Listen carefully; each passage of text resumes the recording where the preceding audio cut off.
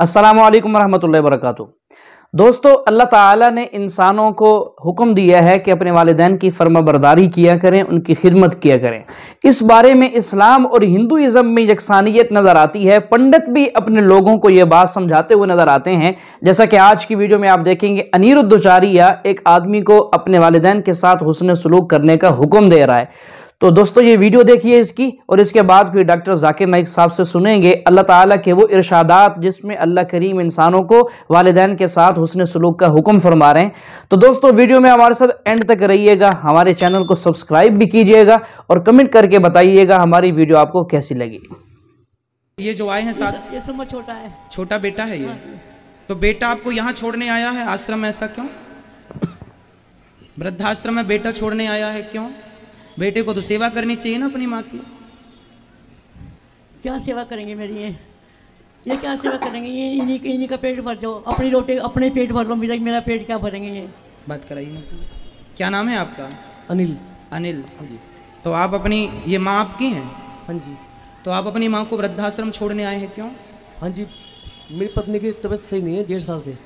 तो पत्नी की तबीयत सही नहीं है, तो माँ की तबीयत कौन सी अच्छी है? उसकी दिमागी हालत सही नहीं है, आपस में रोज झगड़ा होता है। तो आप अपनी पत्नी को लेके आते ना वृद्धाश्रम, उसकी दिमागी हालत नहीं अच्छी तो उसको रखते हम वृद्धाश्रम में। अपनी माँ को क्यों लेके आ गए? आई भी हूँ अभी। तो क्या आप अपनी वृद्ध माँ को वृद्धाश्रम में रख के जा रहे हैं, तो क्या ये सही है? आपके बच्चे क्या सीखेंगे इससे? आपके कल आपके बच्चे, आप कितने बच्चे हैं आपके? ये तो हमारे खाना ही जाने जी, क्या हूँ मैं इस स्थिति में, मेरी हालत क्या है इस टाइम, मैं क्या हूँ, क्या कर रहा हूँ। अच्छा, ये बताइए, जब आप छोटे थे तब आपकी माँ आपकी सेवा करती थी? नहलाना धुलाना तेल मालिश सब किया? फिर अब माँ बूढ़ी होगी तो क्या उनकी सेवा करना आपकी जिम्मेदारी नहीं है? हम इनके रिश्ते में क्या लगते हैं? जब हम बिना लगे कुछ, बिना खून का रिश्ता कि हम सेवा कर रहे हैं, तो आप तो खुद की सगी औलाद हो, आपको तो सेवा करना चाहिए। कल आपका बेटा आपको बाहर निकाले, फिर कल आपकी जो पत्नी कहाँ, आपकी पत्नी कहाँ है? वो चल नहीं पाती, बिना सारे चल नहीं पाती। आपके और 2 भाई हैं, तो क्या उन भाइयों के पास एक माँ को खिलाने को रोटी नहीं है? उन भाइयों ने मना कर दिया है। हाँ? मना कर दिया उन्होंने मना कर दिया। हाँ, मैं घर पारी जरूरत नहीं है। आप इनके मना कर दिया कि माँ को घर लाने की जरूरत नहीं है? नहीं, वो अलग रहते हैं।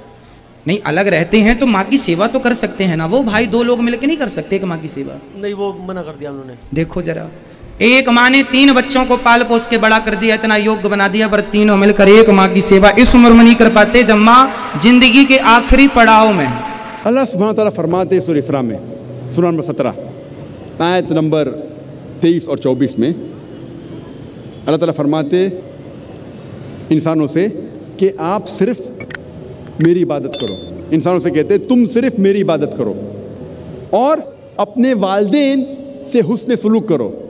अगर दोनों में से कोई भी एक या दोनों ज़ईफ़ हो जाए, उनको उफ तक मत कहो, ना ही उनको झिड़को, लेकिन उनके साथ इज्जत से पेश आओ और उनके साथ हुस्न सलूक करो और अल्लाह ताला से दुआ करो कि ए रब, आप इनके ऊपर रहमत फरमा जिस तरीके से उन्होंने मेरा ख्याल रखा बचपन में। और अल्लाह ताला फरमाते सूरह अनाम में, सूरह नंबर 6 आयत नंबर 151, बिवालिदैनी एहसाना, हमने इंसानों को कहा है, फ़र्ज़ ठहराया है कि वो अपने वालिदैन से हुस्न सलूक करे।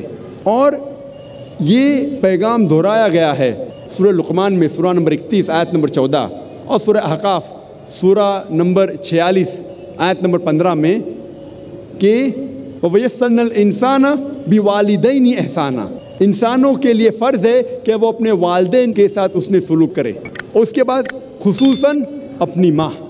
और अल्लाह के रसूल मोहम्मद सल्लल्लाहु अलैहि वसल्लम फरमाते हैं, सुन्नन निसाई में आता है इसका ज़िक्र, किताब जिहाद में बाब नंबर 6 हदीस नंबर 3106 में अल्लाह के रसूल फरमाते कि माँ के पैर के नीचे जन्नत है। उसका मतलब ये नहीं कि अगर मेरी माँ सड़क पे चल रही है और कोई कीचड़ में पैर रखती है तो कीचड़ जन्नत हो जाती है।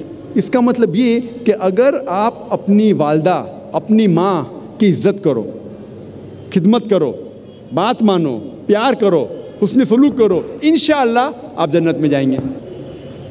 اللہ کے رسول فرماتے ہیں, کہا گیا ہے صحیح بخاری میں جلد نمبر 8 کتاب الادب باب نمبر 2 حدیث نمبر 2 میں, ایک شخص اللہ کے رسول کے پاس آتے ہیں اور پوچھتے ہیں کہ ساری دنیا میں سب سے زیادہ حسن سلوک کے لائق کون ہیں؟ اللہ کے رسول فرماتے تمہاری ماں. وہ شخص پوچھتا ہے اس کے بعد کون؟ اللہ کے رسول پھر سے فرماتے تمہاری ماں. وہ شخص پوچھتا ہے اس کے بعد کون؟ پھر سے اللہ کے رسول فرماتے تمہاری ماں. اس کے بعد کون؟ پھر چوتھی بار اللہ کے رسول کہتے ہیں تمہارا باپ. اس کا مطلب 75% حسن سلوک کے لائق ہے ماں, 25% باپ, 3/4 حصہ حسن سلوک کا جاتا ہے ماں کو, 1/4 حصہ جاتا ہے باپ کو. اس کا مطلب یہ کہ ماں کو ملتا ہے گولڈ میڈل, سونے کا تمغہ, ماں کو ملتا ہے سلور میڈل, چاندی کا تمغہ, ماں کو ملتا ہے برونز میڈل, تانبے کا تمغہ, باپ کو ملتا ہے کانسولیشن پرائز, صلح بخش انعام. یہ ہمارے آخری نبی آخری رسول محمد صلی اللہ علیہ وسلم کا کہنا ہے کہ والدہ زیادہ حقدار ہے حسن سلوک کے. ابھی ہم تذکرہ کریں گے اسلام میں خواتین کے معاشرتی حقوق بہن کے. اللہ سبحانہ و تعالیٰ فرماتے سورہ توبہ میں سورہ نمبر 9 آیت نمبر 71 میں, آیت نمبر 71 میں, والمؤمنین والمؤمنات بعضهم اولیاء بعض, مومن مرد اور مومن عورت ایک دوسرے کو مدد کرنا چاہیے, یعنی ایک دوسرے کے بھائی بہن ہیں unless otherwise. اللہ کے رسول فرماتے کہ عورت شقیق ہے. شقیق کے ایک معنی ہے آدھا, جس طریقے سے انسانیت آدھے مرد اور آدھے عورت میں بانٹی گئی ہے, آدھا حصہ ہے, اور دوسرے معنی ہے بہن. تو اللہ کے رسول کہتے کہ عورت تمہاری بہن ہے unless otherwise. اب ہم تذکرہ کریں گے اسلام میں خواتین کے تعلیمی حقوق. سب سے پہلی وحی, سب سے پہلی ہدایت جو اللہ سبحانہ و تعالیٰ انسانیت کو قرآن مجید میں دیتے ہیں وہ یہ نہیں کہ آپ نماز پڑھو یا روزہ رکھو یا حج کے لیے جاؤ. سب سے پہلی ہدایت جو اللہ سبحانہ و تعالیٰ انسانیت کو قرآن مجید میں دیتے ہیں وہ ہے اقرا, پڑھو, جو آتا ہے سورہ اقرا میں چیپٹر نمبر 96 آیت نمبر 1 میں. اور یہ صرف مرد کے لیے نہیں, دونوں کے لیے, مرد اور عورت کے لیے. اور اللہ کے رسول فرماتے ہیں کئی حدیث میں, اس کا ذکر ابن ماجہ میں بھی ہے, حدیث نمبر 224 میں اللہ کے رسول محمد صلی اللہ علیہ وسلم فرماتے ہیں سیکنگ نالج, علم حاصل کرنا, طلب العلم فریضۃ علی کل مسلم, ہر مسلم کے لیے فرض ہے, چاہے وہ عورت یا مرد ہو. اللہ کے رسول فرماتے علم طلب کرنا, علم حاصل کرنا ہر مسلمان کے لیے فرض ہے, چاہے وہ عورت ہو یا مرد ہو. اور اللہ کے رسول ہمیشہ لوگ سے کہتے تھے کہ اپنے بچوں کو علم دو, خصوصاً اپنی بیٹیوں کو. اور اللہ کے رسول یہ بھی کہتے تھے کہ شوہر کا فرض ہے کہ وہ اپنے بیوی کو علم دے, اگر خود نہیں دے سکتا تو کم از کم اس کو انتظام کرنا چاہیے کہ بیوی تک علم پہنچے. اور صحیح بخاری میں کئی حدیث ہے, جب پڑھتے صحیح بخاری باب نمبر 36 حدیث نمبر 101 میں کہا گیا ہے کہ عورتیں اللہ کے رسول کے پاس آ کے کہتی ہے کہ ہمیشہ آپ مردوں سے گھرے ہوئے ہیں, آپ خصوصاً عورتوں کو خطاب کیوں نہیں کرتے؟ اور اللہ کے رسول نے کہا ٹھیک ہے. اور اللہ کے رسول نے یہ بھی دیکھا کہ صحابہ کو کہا کہ خواتین کو خطاب کرو. اور 1400 سال پہلے جب ایام الجاہلیہ تھا, ڈیز آف اگنورنس, اس وقت کئی خواتین ہیں جو علم کے میدان میں اونچائی پہ تھے. اس وقت تو ایام الجاہلیہ کا وقت تھا, आदमी लोग ही नहीं पढ़ते थे। उस वक्त इस्लाम में अल्हम्दुलिल्लाह सुम्मा अल्हम्दुलिल्लाह कई ख़वातीन थे जो इल्म के मैदान में ऊंचाई पे थे। और सबसे बेहतरीन मिसाल है हज़रत आयशा रज़ियल्लाहु अन्हा, जो हज़रत अबू बकर रज़ियल्लाहु अन्हु की बेटी थी, मोहम्मद सल्लल्लाहु अलैहि वसल्लम की बीवी थी।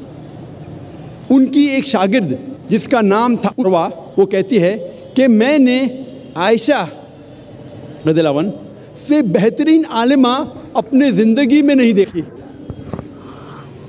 उसको जो महारत थी कुरान में, इस्लाम के फ़राइज़ में, हलाल और हराम में, अरबिक लिटरेचर और पोइट्री में, अरबिक हिस्ट्री और जीनियोलॉजी में, और हज़रत आयशा रज़ियल्लाहु अन्हा तिब के मैदान में, मेडिसिन में भी माहिर थी।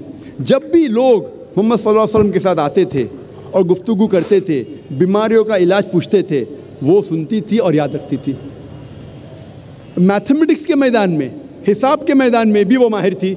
इसीलिए मोहम्मद सल्लल्लाहु अलैहि वसल्लम के इंतकाल के बाद सहाबा अक्सर हज़रत आयशा रज़ियल्लाहु अन्हा के पास आते थे। जब भी मिरास का मसला होता था, कोई इंतकाल होता था और जायदाद बंटवारे का मसला आता था, तो आते थे हज़रत आयशा रज़ियल्लाहु अन्हा के पास, क्योंकि वो मैथमेटिक्स नंबरात में माहिर थी।